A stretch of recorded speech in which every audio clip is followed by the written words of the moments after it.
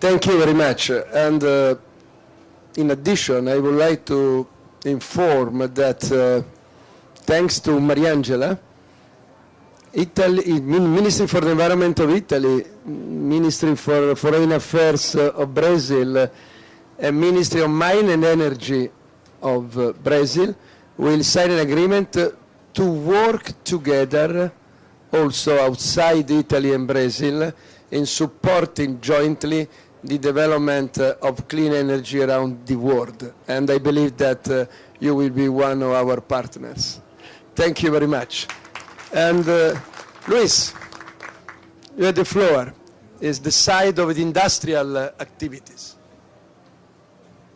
Well, thank you very much, Minister. I'd like to thank you very much for the invitation of being part of such a high-level panel. It's an honor to be here. And just to start, Minister, I would like to add on what the governor has said, that the history of São Paulo is linked to the history of Italy. I would say even more, the history of sugarcane in São Paulo is linked to the history of Italy. The Italian migrants that came to work on coffee in São Paulo were the ones that became cane farmers afterwards. Yeah. Yeah, so they came to work on coffee, which was the traditional industry, which then became to sugarcane, and became the farmers, and then the industrial businessmen, and now the global players that they are. So sugarcane history is also directly linked to Italy. And a second comment that I'd like to make is I fully agree with you, Minister, that São Paulo is the pilot laboratory for the development of technology. That is where 60% of our production is in Brazil, where all the developments are made, but also it is the laboratory for development of policies and sustainability initiatives, I would say. As the Secretary has mentioned, the Green Protocol that we have established together with the São Paulo state government was a very innovative type of approach on sustainability that has yielded tremendous results.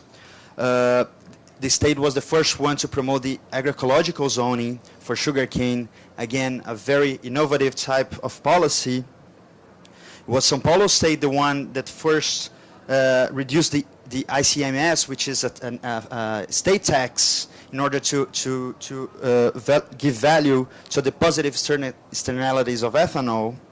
So there are plenty of good examples, not only on the technological side, but also on policies and sustainability initiatives that we could drive upon once we take those discussions to the international level. And I think yesterday I was also present at the GBEP meeting, and it's very, very positive that we can exchange those informations and learn a little bit by doing on what has worked and what has not worked. So finally, just moving a little bit, I don't want to, I have some slides, but I'm not going to present them.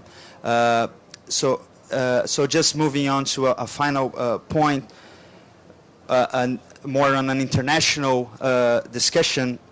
I think once we think, and then not talking only about sugarcane, bioenergy, but bioenergy as a whole, bioenergy, it's a very special type of renewable energy. It has some specific characteristics that differ from solar and wind energy, which are the three main ones indicated by the IPCC as the ones with the most potential for the future. And probably the most important one is that it is a good in itself. So it is, and that characteristic means that individuals can be part of energy markets, which they were never able to do before with hydroelectrics or fossils. We're never individuals, we're always companies. And bioenergy is very democratic, as it can bring farmers and individuals to energy markets, not only on the consuming part of it, but on the production part of it. And this is a very, very important development agenda for bioenergy, which other renewable energies probably do not have. Once again, thank you very much for the invitation. It has been a pleasure.